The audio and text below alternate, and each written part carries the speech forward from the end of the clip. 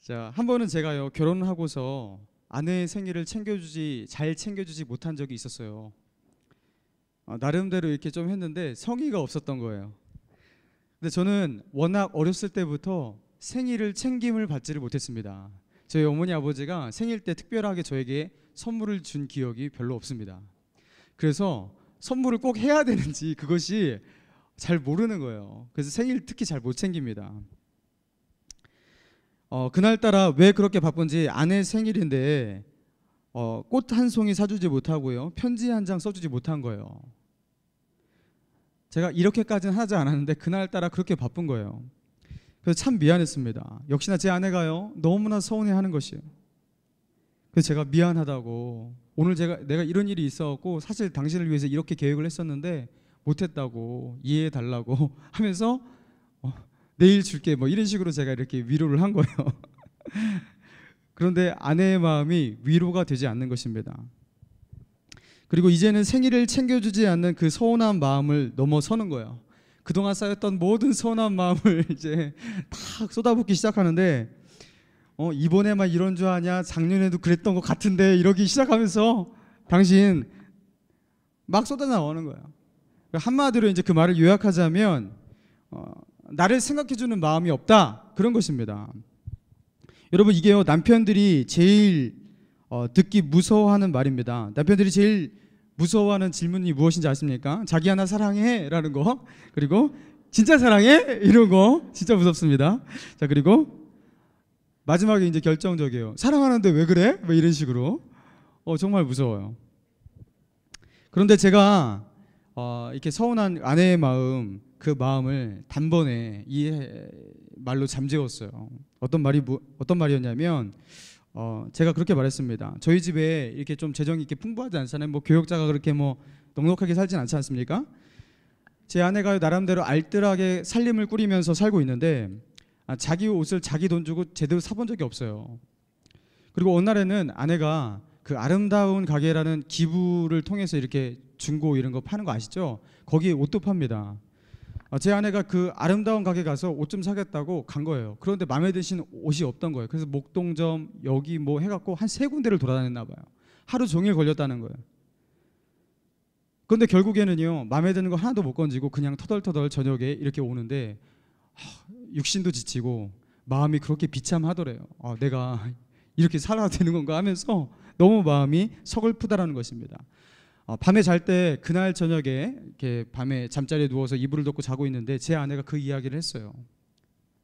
근데 제가 그때 아내가 저한테 그 이야기를 했던 그 이야기를 제가 이렇게 끄집어내면서 당신 그때 그 이야기를 했을 때 내가 그냥 흘려들은 줄 알았지. 나 뒤돌아서서 얼마나 울었는지 아냐고. 당신한테 옷 하나 좋은 거 입히지 못하는 그런 마음 때문에 내가 얼마나 마음이 아팠는지 아냐고. 나는 앞에서는 아무 표정 없지만 뒤에서는 펑펑 우는 사람이라고 하면서, 그러니까 우리 아내가 그때부터 울기 시작하는데 감동을 먹은 거예요. 그러면서 나중에는 이제 울더니만 괜찮대요. 이제 해결됐다라는 거예요. 뭐가 괜찮다는 것입니까? 이제 서운하지 않다라는 거예요. 왜 서운하지 않은 거예요? 자기가 그때 힘들었던 것, 서운했던 것, 그거 한번 공감해주는 그 말 자체가요 자기의 마음 가운데 모든 서운함을 한 번에 날려버렸다는 거예요. 여러분, 이게 바로 공감의 힘입니다. 여러분, 그래서요 공감을 잘 해야 돼요. 특별히 어떤 공감을 잘 해야 되냐, 다른 사람의 그 아픔과 그 슬픔, 여러분 거기에 공감해 주는 것 참 중요하다는 것입니다. 여러분, 신앙도 그렇다는 것이죠. 여러분, 절대자를 향한 공감의 능력, 여러분 그것이 바로 신앙입니다.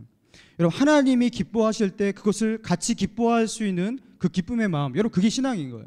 하나님께서 그것을 향해서 슬퍼하시고 경노하시는데, 그렇죠? 그것에 대해서 같이 슬퍼하며 경노하는 것, 여러분 그것이 믿음이라는 것입니다.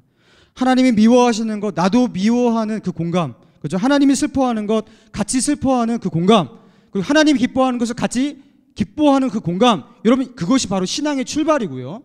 그리고 신앙심이라는 것이 바로 이 공감에서 시작되는 거예요. 여러분, 그래서 신앙이라는 건 무엇입니까? 절대자를 향한 작은 공감에서 신앙이 출발한다는 거예요. 여러분, 오늘 본문 9절의 말씀 같이 한번 읽어볼까요? 자, 9절입니다. 시작. 내 하나님 여호와께서 내게 주시는 땅에 들어가거든 너는 그 민족들의 가증한 행위를 본받지 말 것입니다. 여러분 지금 오늘 이 본문에서는 뭘 다루고 있냐면 가나안 토착민들 사이에서 그 지역 주민들이, 그 토착민들이 공공연히 만연히 일상생활 가운데 저질렀던 하나님 보시기에 가증히 여기는 그 일들을 말하고 있습니다. 여기서 이 가증히 여긴다라는 것에 이 가, 더할 가자죠. 증이 뭐예요? 미워할, 증오할 증자잖아요. 그러니까 미워함이 더해지게 하는 그 미워하다의 강조적 표현이 가증하다는 거예요. 이렇게 하나님께서 극심히 미워하시는 그런 일들, 그런 것들이 이 이방 민족 가운데, 가나안 토착민 가운데 있었다는 거예요. 자, 그 일들이 무엇이냐? 자, 10절에 보겠습니다. 자, 10절을 보세요. 그 아들이나 딸을 불 가운데로 지나가게 하는 자나 점쟁이나 기륭을 말하는 자나 요술하는 자나 무당이나, 그리고 11절 진언자, 신접자, 박수, 초혼자, 이런 자들을 어떻게 하지 말라고요? 예, 용납하지 말라고 말하고 있습니다. 여러분 여기서 먼저 제가 설명해 드릴게요. 아들이나 딸을 불살라서 불 가운데로 이렇게 지나가게 하는 거, 이게 뭐냐면 암몬과 모압 족속 가운데 이렇게 드렸던 몰록의 제사를 말하는 거예요. 살아있는 그 어린 자식을요 불에 그냥 태워버렸어요. 그게 제사였어요. 끔찍한 제사였죠. 그리고 여기 보니까 그 뒤에 보니까 10절 중간 점쟁이나 기륭을 말하는 자를 말하고 있어요. 점쟁이나 기륭을 말하는 자. 이게 뭘 말하냐면 그 당시에 횡행했던, 우리나라에도 운명론이 있지 않습니까? 뭐예요? 사주팔자. 그죠? 사주팔자는 과학적이다 말하잖아요. 막 사람들이 막 이렇게 이거는 통계적이다. 사주팔자는 그래서 맞는 것이다. 막 이렇게 말하잖아요. 이렇게 운명론이거든요. 여러분 이런 운명론이 그 당시에도 있는 거예요. 너 몇 시에 태어나냐? 맨날 몇 시? 그리고 너의 이름 뭐냐? 이런 거 끼워 맞춰갖고요. 너의 운명은 이거야. 그러니까 너는 지금 뭐 25, 지금 때에 위기를 하나 닥치는데 이걸 잘 넘어가야 돼. 여러분 이게 사주팔자 아니에요. 이런 운명론. 하나님은요 이 운명론에 대해서 어떻게 하라고요? 이 운명론을 신앙하고 그 운명론을 설파하는 사람 어떻게 하라고요? 용납하라, 용납하지 말라? 용납하지 말라요. 여러분 혹시 여러분 가운데 이 사주팔자, 그렇죠? 오늘의 운세, 여러분 이거 좋아하는 분 계십니까? 여러분 크리스찬은요 운세 믿는 거야, 안 믿는 거야? 믿지 않습니다. 조금도 신뢰하지 않는 거예요. 설령 정말로 그것이 통하고 많은 부분 들어맞는다 해도 예수를 경외하고 하나님을 경외하는 크리스찬들에게는요 통하지 않을 줄로 믿습니다. 우리에게는 운명이 없어요. 우리는 뭘 믿는 것입니까? 우리는 뭐 운명을 믿는다고 한다면 우리는 어떤 운명만 믿냐면 하나님이 정해주신 하나님의 그 섭리와 그 계획만 믿는 것인 줄로 믿습니다. 여러분 우리는 운명 믿는 게 아니에요. 하나님은요 이런 운명론을 어떻게 여기신다? 가증히 여기신다. 자, 또 두 번째로 하나님께서 가증히 여기시는 것, 자 한번 보세요. 10절에 보니까 요술하는 자, 무당 말하고 있습니다. 그리고 11절에 보니까 진언자, 신접자, 박수, 그리고 초혼자 말하고 있습니다. 말이 참 어렵습니다. 그런데 한마디로 이 사람들이 하는 그 요술, 무당, 뭐 진언, 신접, 박수, 초혼 다 뭐냐면 귀신의 힘을 빌려서 어떤 일들을 행하는 것을 말하는 것입니다. 귀신의 힘을 빌려서 미래를 말하고요, 인간이 볼 수 없는 것을 보고요, 심지어 기적도 행합니다. 그리고 여기서 지금 보니까 초혼자, 신접자 이렇게 나오잖아요. 이 초혼자가 뭘 말하는 거냐면 죽었어요. 근데 죽은 자기의 뭐 아버지나 할머니, 이렇게 조상들 있지 않습니까? 그 죽은 영혼을 다시 불러내는 거예요. 불러내갖고 마치 그 죽은 그 사람이 갖고 있던 그 모든 기억들이 다시 살아나서 여기서 말하듯이 그렇게 하는 거예요. 여러분 뭐 케이블 TV에 뭐 엑스파일인가? 뭐 그런데 그런 거 나오죠? 예? 엑소시스트? 거기 그런 거 나오죠? 여러분 그러면은 거기서 다시 불러내어서 말하는 그 조상의 그 신이, 그 귀신이 정말로 그 조상의 그 영혼인가? 여러분 헷갈리죠? 여러분 그것이 정말로 조상신인가 아닌가? 여러분 이게요 귀신의 장난이라는 거예요. 여러분 죽었던 사람이 죽은 영혼이 다시 이 땅으로 불려질 수 있습니까? 올라올 수 있습니까? 없습니다. 그럼 어떻게 마치 그 조상신이 다시 여기 나타난 것 같이 그들의 기억과 마치 그들의 그 성품도 그대로 갖고 있는 것 같아. 그렇죠? 신기하잖아요. 그걸 어떻게 하느냐? 귀신의 기억력입니다. 여러분 귀신이요 자기의 아버지, 자기의 할아버지, 자기의 조상신의 그 누구를요 빙자해서 그들의 흉내를 내고 그들의 기억을요 그대로 말하게 되는 거예요. 특별히 이 초혼의 이 역사들이 가장 강력하게 일어나는 게 유효의 전통이 있는 그런 땅들이에요. 뭐 중국이라든가 이 한국, 우리는요 유교 문화가 발달돼서 제사 드리잖아요. 그래서 조상신을 그냥 그 기본적으로 믿고 있잖아요. 그러니까 이 땅에서요 귀신들이 우리를 홀리고 우리를 속이고 우리를 왜곡시키기 위해서 어떻게 하냐면 조상의 흉내를 내서 자기의 모습을 조상의 모습으로 나타나는 거예요. 그래서 조상의 흉내를 내는 거예요. 여러분 귀신은요 기억력이 있습니까 없습니까? 있습니다. 귀신 흉내 잘 내요 안 내요? 잘 냅니다. 그리고 귀신은요 심지어 어떤 능력까지 있냐면 귀신은 우리보다 훨씬 오래 살았어요. 귀신의 나이는요 몇 살이에요? 최소한 수천 년. 최소한 수천 년이에요. 그들의 그 통밥과 그들의 연륜과 그렇죠? 그들의 관록 가운데서 사람의 인생 가운데 부딪히는 대부분의 문제들 어떻게 풀리고 어떻게 갈 거고, 그리고 귀신은요 공간 이동이 우리보다 훨씬 자유롭잖아요. 여기저기 보면서 이것저것 탐방하고 돌아다니고 추측하고 예측하고 통일할 수도 있어요. 여러분 그러니까요 자기의 그 정보력 속에서 자기의 관록 속에서 때려 맞추면서 너는 이렇게 될 것이다 말하는 게 귀신의 그 무당의 점괘들입니다. 귀신은 미래를 알고 있는 것이 아니라 미래를 우리보다 조금 더 추측을 잘 할 뿐입니다. 그렇죠? 그럴 뿐인 거예요. 마치 우리 가운데 그 오래 사신 분들, 야 너 그렇게 하면 너 힘들다 큰일 난다 그러면 대부분 그거 맞을 때 많잖아요. 그런 관록 속에 나오는 그런 것처럼 귀신들도 그렇게 하는 거예요. 그런데 귀신은 어떻게 말하는 거예요? 자기가 미래의 역사를 관장하고 관할하고 주관하고 있는 것처럼 속이는 것입니다. 그리고 실질적으로 그런 역사를 자기가 창조해내고 만들어낼 수 있는 자처럼 그렇게 우리를 속이는 것이에요. 여러분 그래서 이런 귀신의 역사 그리고 이 운명론은요 하나님께서 이 땅을 만드시고 하나님께서 이 땅을 다스리시는 하나님의 이 세계 그리고 영적인 세계를요 이 운명론과 이 잘못된 이 귀신을 섬기는 이 세계관이요 완전히 왜곡시키는 거예요. 이 땅을 다스리시고 이 땅을 주관하시는 분 하나님 한 분밖에 없는데 마치 우리의 조상신이 대단한 역할을 하는 것처럼 그렇게 우리가 받아들이게 만드는 거예요. 그렇죠? 그리고 이 땅에 우리의 생사 화복을 주관한 그 분은요 절대자 하나님 우리 하나님 한 분밖에 없는데 마치 운명이 있는 것처럼 그렇죠? 또 다른 무언가 세력이 있는 것처럼 오도하게 만들어서 우리로 하여금 영적인 진실을 알지 못하게 만드는 거예요. 여러분 그래서 이런 운명론 잘못된 이 귀신을 숭배하는 이 세계관 여러분 이런 것 때문에 우리가요 똑바로 하나님을 만나지 못하게 만드는 것입니다. 그래서 하나님은 이것을 가증히 여기시는 거예요. 자 그래서 어떻게 합니까? 자 12절을 같이 한번 읽어보겠습니다. 12절 시작. 이런 일을 행하는 모든 자를 여호와께서 가증히 여기시나니 이런 가증한 일로 말미암아 내 하나님 여호와께서 그들을 내 앞에서 쫓아내신. 하나님은요 이렇게 운명론과 그리고 이 귀신 숭배 이런 것을 통해서 영적인 사실대로 왜곡시키는 것 어떻게 여기신다고요? 가증히 여기시고 그리고 이런 것을 숭상하고 이런 것을 믿는 사람은 어떻게 한다고요? 자기 앞에서 쫓아내신다고요.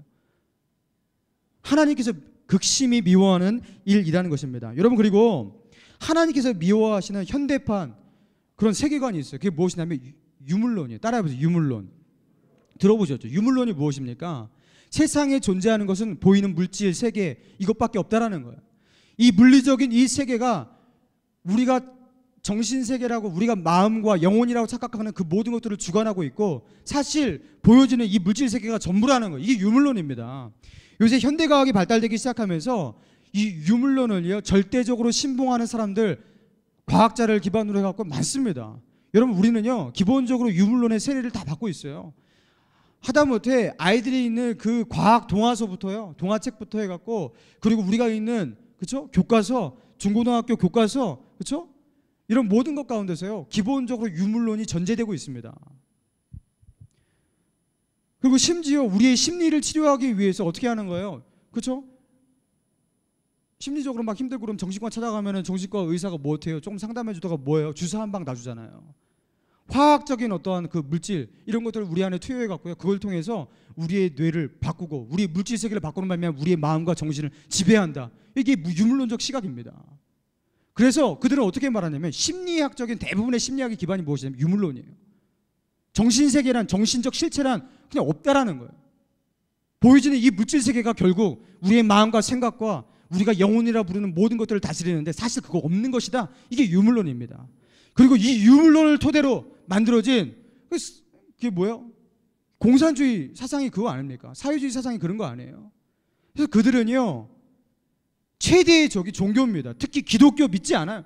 적대시합니다. 왜 그렇습니까?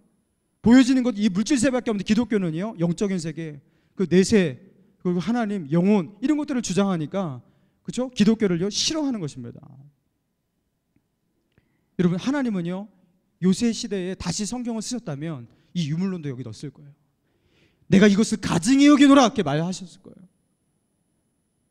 성경을 있는 그대로 믿지 아니하고 하나님께서 말한 그 영적 실체를 믿지 아니하고 하나님께서 말씀하신 그 천국과 지옥과 천사와 그리고 우리의 영혼과 여러분 이런 것들을 믿지 아니하고 보여지는 이 세계만 믿는 건 내가 이것을 가증히 여기노라 하나님께서 분명 그렇게 말씀하실 거라는 거예요. 여러분, 제가요 그 신대원이래요. 저기 제가 철학 대학원 다니잖아요. 대학원에서 한번 논쟁이 붙었어요. 토론이 붙었습니다. 거기서 어떤 토론이냐면 영혼이 존재하느냐, 정신적 실체란 정말 존재하느냐 막 토론이 붙었어요. 그러니까 이제요 얘네들이 나름대로 이제 없다라는 거예요. 그런 건 정신이라는 것은 물질 가운데 파생된 어떤 작용이지 그것이 어떤 실체가 아니라는 거예요. 영혼은 당연히 없고 신도 없다라는 거예요. 당연히 막 그렇게 막 떠들고서 말을 하더라고요. 그래서 제가 가만히 듣다가 뭐라고 말했냐면 아유 그만 좀 말하라고.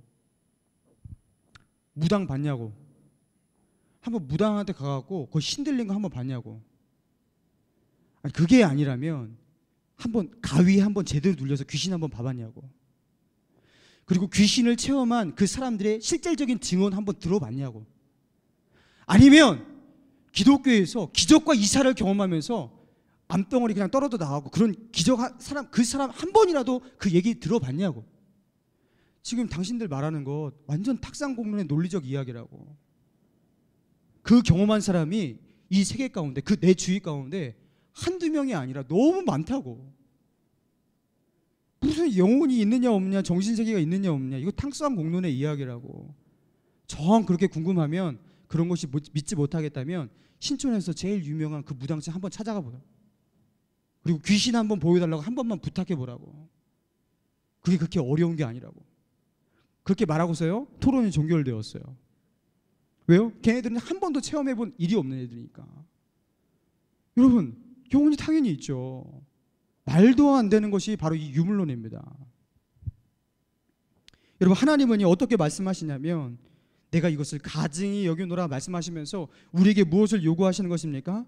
내가 이것들을 가증히 여기면서 미워하듯이 너희도 이것을 미워하고 배척했으면 좋겠다. 그렇게 말씀하시는 것이에요. 여러분 제가 지금 세 가지 말했잖아요. 귀신, 그리고 운명론, 그리고 유물론 말했습니다. 여러분 하나님께서 이것을 가증하시고 가증히 여기시고 미워하시는데 여러분도 그것을 미워하시고 그것을 가증히 여기시고 그것을 멀리하는 저와 여러분 되길 바랍니다. 여러분 이렇게 하나님께서 싫어하시는 것, 하나님께서 미워하시는 것을 같이 미워하는 것, 여러분 이게 신앙이에요. 하나님께서 그것을 극도로 미워하시는데 나는 그것을 좀 괜찮아, 용납할 만해. 여러분 그것은 신앙이 없는 거예요. 하나님께서 좋아하시는데 하나님께서 그걸 기뻐하시는데 나는 그것이 하나도 안 좋아. 그 신앙이 없는 거예요. 여러분 신앙은 어디서 시작합니까? 하나님과의 공감에서 시작한다는 것입니다. 거기가 신앙의 출발이라는 것입니다. 여러분 사람이요 이 공감하는 것 좋아하고 자기가 좋아하는 것을 공감할 때, 그렇죠? 내가 이것을 좋아하는데 나도 좋아. 그럴 때 우리가 같이 기쁨을 느끼지 않습니까? 나 오늘 곱창 먹고 싶어. 곱창이 땡겨 그러는데 옆에서 난 그거 먹고 싶지 않아. 그러면 기분 잡치잖아요. 그렇죠? 그런데 나 지금 곱창 먹고 싶어. 곱창이 급 땡겨 그러는데 너도 그랬어? 나는 지금 막 땡겼어. 어떻게 우리는 마음이 착착 맞냐? 막 이렇게 하면서, 그렇죠?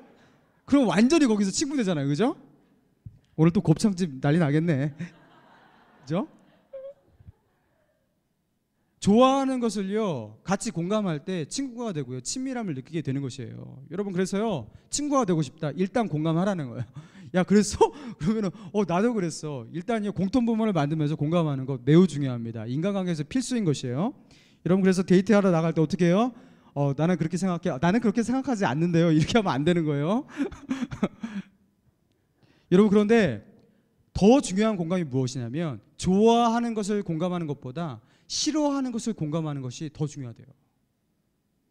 난 바퀴벌레가 세상에서 제일 싫어 할 때요, 나도 싫어 이렇게 말해야 된다는 거예요. 여러분, 싫어하는 것, 같이 공감하는 것이 긍정적인 거, 좋아하는 것을 공감하는 것보다 훨씬 더 중요하다고 그렇게 제가 책에서 읽은 적이 있습니다. 난 이렇게 하는 거 너무 싫다, 그럼 나도 그거 싫어 이렇게 하는 게 되게 중요하다는 거예요. 그런데 여러분, 나 저 사람 밥맛이야, 저 사람 너무 싫어, 꼴보기 싫어, 여러분 이런 거 같이 공감하지 마세요. 그럼 뭐라 그래요? 뒷담화라고 그러잖아요. 그거 안 좋은 것입니다.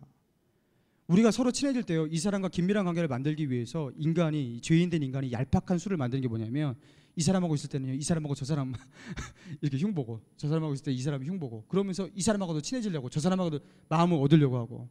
이런 공감은요, 하나님께서 싫어하시는 공감이에요. 부정적인 공감을 하더라도요, 하나님께서 기뻐하시는 것을 같이 공감하시기 바랍니다. 여러분, 그런데 우리가 하나님과 친해지기 위해서도 마찬가지라는 거예요. 여러분, 하나님은요, 하나님께서 싫어하시고 하나님이 미워하시는 것을 우리도 같이 미워하고 같이 싫어하는 것, 하나님은 그것을 원하신다는 것입니다.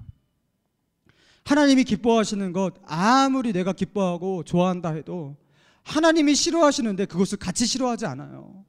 하나님이 죄악을 싫어하시는데 그것을 같이 싫어하지 않아요. 여러분, 그거는요, 잘못된 거라요. 하나님은 그것을 가증히 여기시는데 나는 그것을 엔터테인먼트로 즐기고 있어요. 여러분, 어떻게 하나님과 공감이 되겠습니까? 여러분, 하나님의 마음을 얻고 싶다면 하나님이 미워하시는 것, 하나님이 가증히 여기시는 것, 성경에 많이 나와요.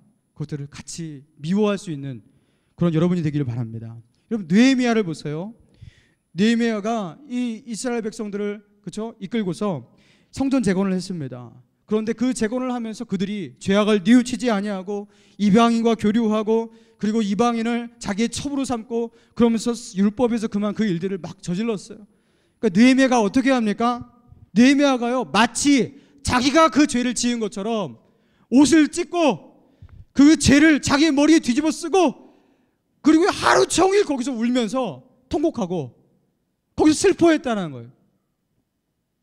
여러분, 그러니까 느헤미야가 하나님이 세우신 리더가 되는 것입니다. 예루살렘 성전에 저기서요 다 멸망해 있고, 그렇죠? 그렇게 되었을 때 느헤미야는요, 그 어디요? 바벨론의 그 왕 앞에서요, 그 탄식하면서 수심이 깊어갖고 거기서 근심하잖아요. 여러분, 느헤미야에게 있었던 게 무엇이냐면 하나님의 슬픔을 자기의 슬픔으로, 그리고 자기의 민족의 그 슬픔을요 자기의 슬픔으로 느낄 줄 아는 그 공감 능력이 있는 거예요. 그러니까 지도자가 되는 것이에요. 여러분, 예레미야의 특징이 무엇입니까? 여러분, 예레미야 애가가 뭐예요? 그냥 애가입니다. 슬픔의 그 곡조예요. 자기 민족이 하나님 앞에 심판당하고 저주당하는 그것 때문에 예레미야가 슬피 울면서 노래를 지은 거예요.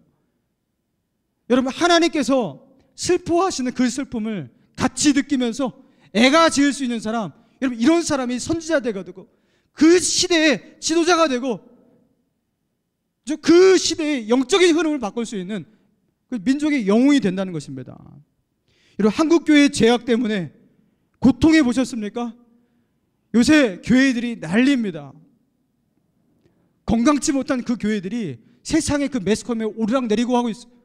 여러분, 이것 때문에 가슴 아파서 하나님의 그 슬픔과 교회의 그 아픔을 내 마음 가운데 느끼고 목소리에 부르짖어서 어떻게 해야 합니까? 기도해 보셨어요? 여러분, 그런 사람이 이 시대의 지도자가 되는 거예요. 그런 사람이 이 시대의 느헤미야고 예레미야가 되는 것입니다. 하나님은요, 이런 공감을 원하신다는 거예요. 하나님의 마음은 너무나 아픈데 우리는 하나도 안 아파요. 어떻게 하나님과 친구가 되겠습니까? 하나님의 마음은 너무나 슬픈데 나는 하나도 안 슬퍼요. 여러분, 어떻게 하나님과 동행을 하겠냐는 것이에요. 이 라이프 캐쳐에 리더들 많은데요, 어떤 사람이 리더로 설 수 있냐? 자기 조언들, 그리고 우리 라이프 캐쳐의 이 공동체의 아픔, 그리고 연약함들이 보면 이 공동체는 왜 이 딱이냐고, 왜 이 모양이냐고, 나 그러니까 나 여기 싫다고, 이런 사람은 지도자가 될 수가 없어요. 그런데 내가 이것 때문에 너무 아픈데 나 이것 때문에 내가 기도하겠다, 내가 이것을 고치기 위해서 내가 이제부터 무릎 꿇겠다고, 그리고 그것 때문에 울 수 있는 사람, 여러분, 이 사람이 공동체를 바꾸는 줄로 믿습니다. 여러분 춘추 전국 시대에 명장 오기라는 장군이 있어요. 이름이 오기래요. 이 장군이 있었는데 이 오기 장군은요 언제나 최하급 졸병이 그 먹는 것 같이 먹어요. 그리고 최하급 그 졸병들이 잘 때 거기서 그냥 같이 잡니다. 그리고 그들과 늘 같이 생사고락을 같이 하는 그런 훌륭한 장군이었습니다. 어느 날 하루 자기 군사들과 함께 행군을 하고 있었습니다. 그런데 어떤 병사가 그만 행군하다가 주저앉아 버렸어요. 알고 보니까 그 다리에 큼지막한 종기 하나가 났는데 거기서 이게 고름이 질질 떨어지고 그것 때문에 너무 아파서 그 자리에서 쓰러진 거예요. 그런데 이 오기 장군이 그 병사에게 다가갔대요. 그리고 그 상처를 이렇게 열고요. 거기서 흘러나오는 그 고름에 자기 입을 대고 그 고름을 자기 입으로 빨았다는 거예요. 그리고 이 소식이 그 장군이 일개의 그 병사를 위해서 그렇게 했다라는 거예요. 이 소식이 막 퍼졌어요. 그리고 그 부모님, 아까 그 고름이 났던 종기가 났던 그 병사의 부모님에게도 알려졌습니다. 그런데 그 부모님이요 그 소식을 듣자 막 통곡을 하는 거예요. 대성통곡을 하면서 우는 거예요. 그러니까 그 우는 그 부모를 보고 동네 사람들이 물어봤습니다. 아니 왜 당신의 아들을 위해서 그 장군이 그렇게 해줬다는데 왜 당신은 이 소식을 듣고 그렇게 슬퍼 우는 것입니까? 그러니까 그 부모가 그 이유를 설명해 주더라는 것입니다. 몇 년 전에 자기의 첫째 아들이 그 오기 장군을 위해서 그 오기 장군을 모시다가 죽었다는 거예요. 그리고 이제 둘째 아들이 그렇게 아까 그 행군하다가 쓰러진 아들이 둘째 아들이었는데 그 둘째 아들 그를 위해서 장군이 그 종기까지 그 고름을 빨아주었다고 하니 얘는 이제 물불을 가리지 않고 오기 장군을 위해서 뛰어들 것이라고 이제 둘째 아들도 잃어버리는 건 시간 문제라고 하면서 그렇게 울었다는 것입니다. 여러분 뭘 말하는 거예요? 여러분 사람은요 자기의 가장 아파하는 것 그리고 자기의 가장 고통하는 것 여러분 그것을 싸매어주고 그 아픔을 공감하고 여러분 이런 사람에게요 자기 마음을 주고 자기 목숨까지 줄 수 있는 거예요. 내 다리에 그 고름 내 입으로도 못 빨아요. 더러워서. 그죠? 그걸 어떻게 빱니까? 그런데 그거를요 자기의 상사가 그걸 빨아주니요 이걸 어떻게 하겠습니까? 목숨을 바치는 것이죠. 어떻게 그 사람에게 마음을 빼앗기지 않을 수 있겠냐는 것이에요. 사랑하는 여러분, 사람의 마음을 얻고 싶습니까? 다른 사람의 아픔을요 나의 아픔으로 껴안으십시오. 형제 자매와 진실된 사랑과 우정의 관계 나누기 원하십니까? 그들의 아픔을요 내 아픔으로 보시고 껴안으셔야 돼요. 여러분 하나님의 마음도 그렇습니다. 여러분 하나님의 아파하는 것 하나님이 가장 아파하는 하나님의 그 상처 여러분 그것이 어딘지 잘 관찰하세요. 하나님과 동행하기 원하고 그 하나님과 친밀하기 원하고 그분의 임재 가운데 하늘의 능력 가운데 걸어가기 원하는 사람이 있다면 여러분 하나님이 어디를 아파하시는지 그것을 보라는 거예요. 하나님이 슬픔이 있는 곳이 어디인지 거기를 찾으라는 것이에요. 여러분 그것이 무엇입니까? 여러분 우리 주위에 예수 그리스도 그분이 없어 죽어가는 그런 사람들이 얼마나 많습니까?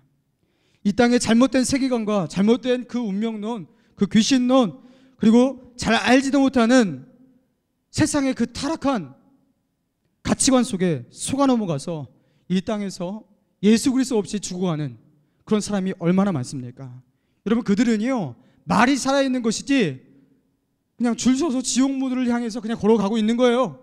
지옥의 그 불구덩이를 향해서 그냥 떨어지기 위해서 그 걸어가고 있는 인생이 그들의 인생입니다. 여러분 하나님은요 그들의 미래를 알아요 몰라요? 알아요. 하나님이 그들을 창조하실 때 여러분을 창조하실 때 느꼈던 그 아름다움 내가 저들을 창조할 때 보시기에 좋았더라도 그 아름다움이 그들에게 다 있었어요. 우리만 하나님의 형상입니까? 그들도 하나님의 형상으로 지음받은 하나님의 사람이에요. 여러분 그런데요 그들이 지옥문을 향해서 걸어가고 있어요. 하나님이 창조하신 만물의 으뜸이 되는 인간이 지옥문을 향해 걸어가고 있어요. 여러분 하나님의 아픔이 어디 있겠냐는 거예요. 하나님의 그 슬픔이 어디 있겠냐는 거예요. 치료할 수 없는 하나님의 그 상처가 어디에 머물러 있겠냐는 거예요. 여러분 그런데 우리가 그 상처를 싸매기 위해서 그 상처를 싸매고 그 영혼들을 향해 나아갈 때 여러분 하나님이요 어떻게 하시겠어요? 우리가 하나님의 그 마음을 공감하면서 그 아픔의 자리 가운데 나아갈 때 하나님은요 그때 우리의 친구가 되는 것이에요. 여러분 디모데전서 2장 4절에 하나님은 이렇게 말하고 있습니다. 하나님은 모든 사람이 구원을 받으며 진리를 아는 데 이르기를 원하시느니라. 여러분 착각하지 마세요. 하나님은 모든 사람이 어떻게 한다고요? 구원을 받기를 원하신대요. 그리고 모든 사람이 진리를 알기를 원하신다. 여러분 하나님은 그렇게 원하셔요. 그런데 여러분 주위에 하나님을 모르고 진리를 모르고 구원의 길을 모르는 사람 있지 않습니까? 여러분 하나님의 아픔이 그들 가운데 있는 거예요. 시편 138편 8절의 말씀인데요. 그 하나님께서 저에게 고등학교 1학년 때 하나님 제가 무엇을 위해 살아야 됩니까? 내가 영혼들을 위해서 기도할 때 어떻게 기도하겠습니까? 제가 간절히 기도했는데 하나님께서 저에게 응답으로 주셨던 말씀이 바로 이 말씀이었어요. 시편 138편 8절의 말씀입니다. 제가 한번 읽어드릴게요. 여호와께서 나를 위하여 보상해 주시리이다. 여호와여 주의 인자하심이 영원하오니 주의 손으로 지으신 것을 버리지 마옵소서. 제가 주목했던 거는요 이 뒷부분이에요. 여호와여 주의 인자하심이 영원하시오니 주의 손으로 지으신 것을 버리지 마옵소서. 내가 영혼들을 위해서 기도를 할 때 저렇게 예수 모르고 죽어가는 그 사람들을 위해서 불쌍한 사람들을 위해서 기도할 때 내가 어떻게 기도해야 할지 모를 때 하나님께서 이 말씀을 주시더라고요. 어떻게 기도하라고요? 주의 인자하심이 영원하시오니 하나님께서 지으신 자를 버리지 마옵소서. 여러분만 존귀한 사람이 아니에요. 여러분만 하나님 앞에서 귀중한 사람이 아닙니다. 여러분 그들도 하나님이 지으셨어요. 아버지 그들을 버리지 마옵소서. 하나님이 하나님의 형상대로 창조하신 그들을 구원하여 주옵소서. 여러분 그렇게 기도하라는 것입니다. 여러분 우리가 이렇게 기도해야 되는 이유가 무엇이냐면 이것이 하나님의 마음을 공감하는 기도이기 때문입니다. 하나님의 마음을 공감하면서 기도하면요 그 기도에 능력이 있다는 거예요. 그리고 하나님은요 그런 기도에 강력하게 역사하십니다. 여러분 기도하다가 제가 확신반이나 제자 훈련 때 몇 번 말한 적이 있던 것 같은데요. 기도하다가 하나님의 마음에 너무나 딱 드는 듯한 느낌이 오는 그 기도의 내용을 내가 말해버렸어요. 이거는 하나님이 볼 때도 멋있고 내가 볼 때도 멋있고 다른 사람이 들어도 멋있고 그런 기도를 했어요. 여러분 이게 뭐냐면 하나님의 공감을 포착하는 그 기도의 내용이 있어요. 당장 내 앞에 있는 시련과 그 어려움 때문에 하나님 나 너무나 힘들어 죽겠어요. 어떻게 해결해 달란 말이에요. 이럴 때 감동 안 되잖아요. 그렇죠? 그런데 이럴 때 감동될 때가 있습니다. 하나님 내가 주를 위해 살겠습니다. 하나님께서 이렇게 가만두시면 이거 하나님 앞에 먹칠하는 것 아닙니까? 하나님의 이름을 위해서 역사하여 주옵소서. 다 기도해 보니까 너무 멋있어. 응답됩니다. 100% 응답됩니다. 너무 멋있어서 자기 눈에 눈물 흐르게 만들 만큼 자기의 기도의 내용이 그렇게 숭고함이 느껴질 때 그 기도는요 100% 응답됩니다. 그런데 왜 응답이 안 되냐? 하나님의 마음을 건드리지 못하는 기도를 하는 거예요. 하나님을 전혀 공감시키지 못하는 그 기도로 우리가 나아가는 거예요. 육신의 장욕과 안목의 정욕과 이생의 자랑의 내용을 가지고 기도로 나아가니 여러분 그게 기도가 되겠냐는 것입니다. 여러분 영혼을 사랑하고 용납해야 되는데 영혼이 사랑스럽지 않으세요? 이 영혼이 용납할 수가 없어요. 용서가 되지 않아요.